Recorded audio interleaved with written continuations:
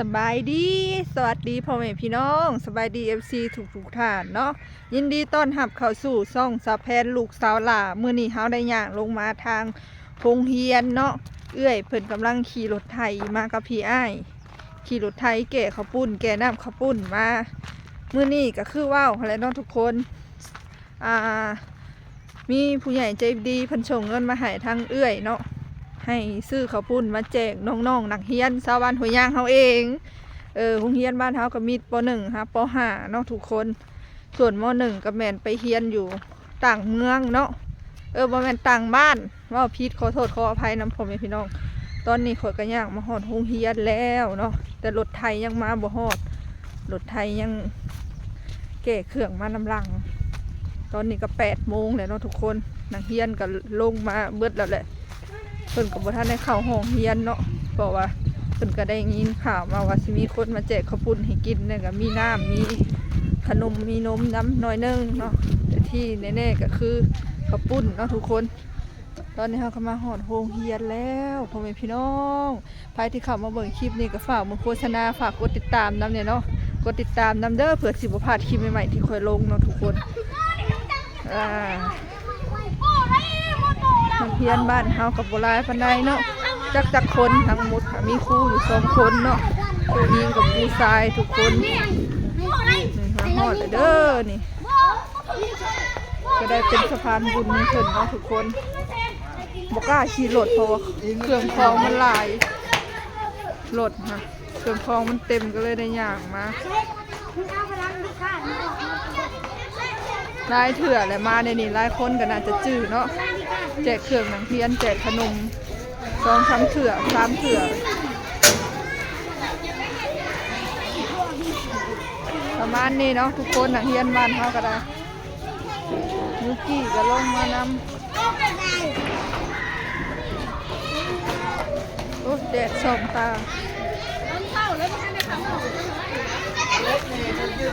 ท่านได้เข่าเนาะมาตั้ง8 โมงยังบ่ทันได้เรียนซ้ำ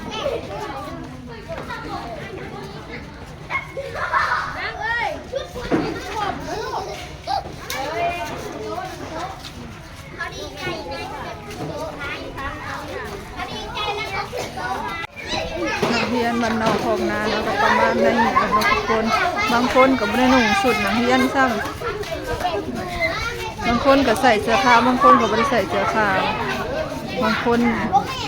กับพ่อแม่เขาก็ทุกอย่างเนาะบางทีกับไม่ได้มีเขาเสื้อขาวให้ลูกให้หลานเข้าเรียนซ้ำแล้วก็เป็นน้ำบางคนน้ำเนาะบางคนก็บ่อยากใส่บ่หรืออะไรก็บ่อยากเป็นระเบียบปานใดการแต่งตัวเขาเจ้าก็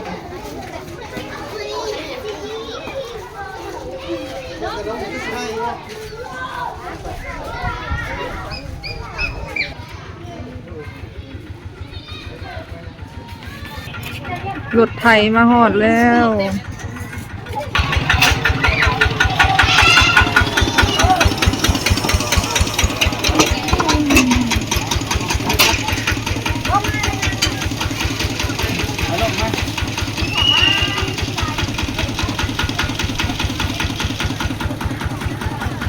น้ำข้าวปุ้นเพื่อนเนี่ยเกือบมาหอดทางบดีน้ำข้าวปุ้นเหี้ยนี่น้ำขนมแก๊ส1นม3 แก๊สเนาะขนม3 แก๊สเอลซี่ให้นักเรียนไปต่อแถวยืนต่อแถวอยู่ทุนเนาะ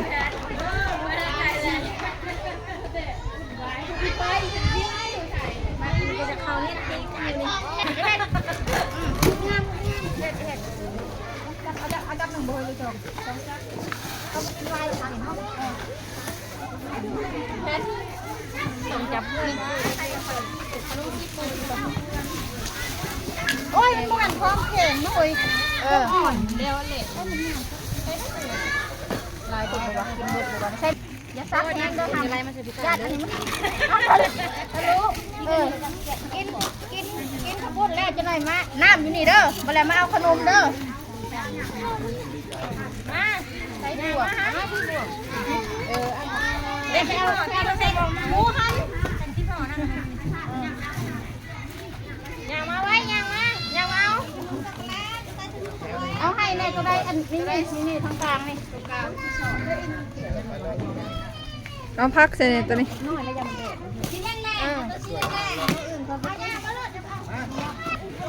เอาพวกมันตักมันเป็นอะไรเป็นน้ำแบบเอาใส่ โฟมตักก็ได้สิเป็นอย่างใส่โฟมด้วยตักนี่ได้อยู่ใส่กันได้กันหมดแซงกันเด้อขอมาเอา กินบุเบิร์ดมาเอ้กินบุเบิร์ดหรอกินบุ ใคร อิ่มมา ใคร เอาไป อันน่ะใครกินบุอิ่มมาเอาไหม เขาคือกินข้าวลงมาเนาะมันเป็นข้าวเจ้าแล้วใส่ไปทำเลยทำเสียงนั่นเลยไม่ฆ่าเลยเจ้าถ้าเดี๋ยวทำกันรู้บ่วงนี่อันนี้ใส่จับเดียวเลยใส่ กินแล้วไอ้แปะใครบุอิ่มมาเอาไหมเอาถ้วยตัวเก่ามาเอา ไอ้อันนั่งบวกอันเจ้าสต๊อกไปจะถ่ายทำตั้งคนนี้เดี๋ยวมันตักต่อด้วยตัวไข่ พัก พักมาแทนให้หน่อยหนึ่งพักพี่พักเลย แพ็คขนมต่อเนาะทุกคนขอบคุณกันแม่นแจกแล้วเรียบร้อยเนาะเรือน้อยหนึง ลงเพชรได้หวาน หนังกินกำเดี๋ยวอันนี้ก็ได้ พักให้ยังนะ เ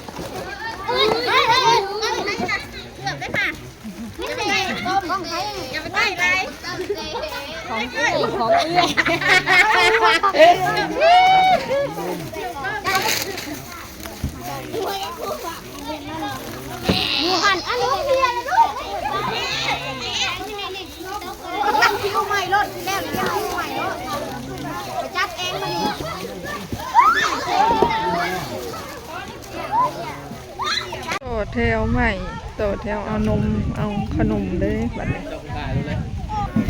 ว่าวแล้วจะมาต้องว่าวเลยแต่ว่าวเองก็ได้จำมุมนี้จับมุมนี้ไปก็ได้ก็ได้ไม่เห็นคอยเราจำ มาทุกคนมาแจกขนม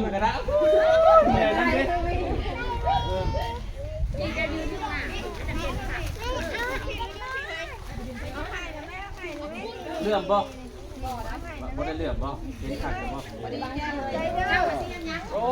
ไฟใส่กันแจกเลยครับค่ะยกมือเอาเด้อได้แล้วออกไปพุ่นลูกได้แล้ว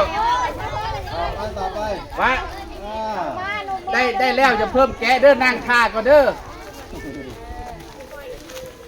ต่อไปเอาลูกอ่ะพี่ก็ได้แล้วไฟสนุกงามมึงก็ไฟสนุกงามน้องเอาให้ไฟใส่กันแบบนี้ไปลูกเอาให้เลยก็ไปหาของขนมหมด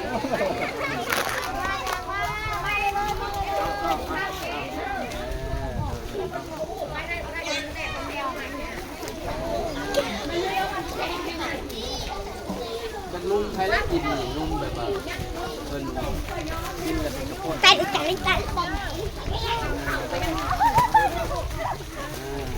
เอาให้ไงลูก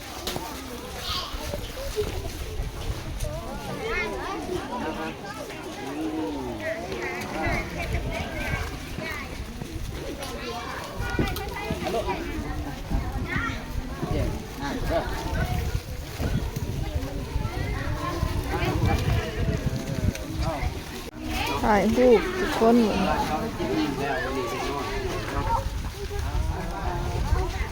โอ้มากินหอดเดือนถูกไหมออกมาโดยลูกโดยกินยังไงเอาให้เอ้ยได้เบิร์ดเลยนี่เอาให้หมูก็ได้ได้แล้วบ่เอาลูกหมูเอาให้แล้วเอาลูกเอาอยากให้พี่น้องเนาะมาแบบนี้เนาะมันอยากแออัดกันเห็นมันหนึ่งเนาะต้องแบบ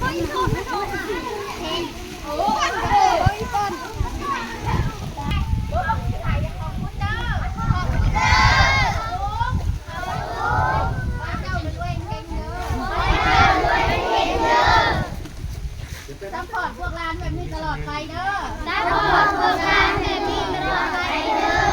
โอ้ยขอบใจเด้อขอบใจเด้อขอบใจเด้อ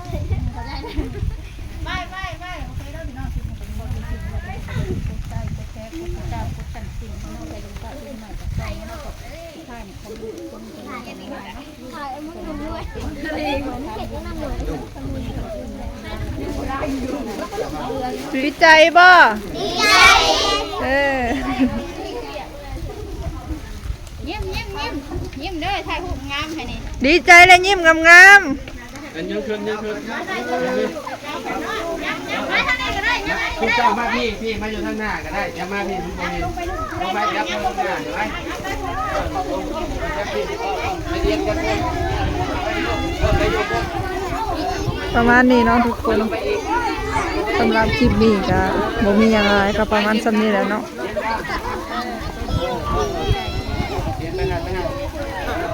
คลิปนี้ก็ขอจบเอาไว้ที่นี่เด้อขอบคุณพี่น้องที่น่าพบกันใหม่เนาะขอตัวลาไปก่อนสำหรับคลิปนี้ก็บ่มีหยังหลายก็ทุกคนมาเจอขอบคุณกับขนมนมน้องๆนักเรียนเนาะฝากโฆษณานำเด้อขอบคุณพี่น้องคลิปหน้าพบกันใหม่เด้อจ้าสบายดี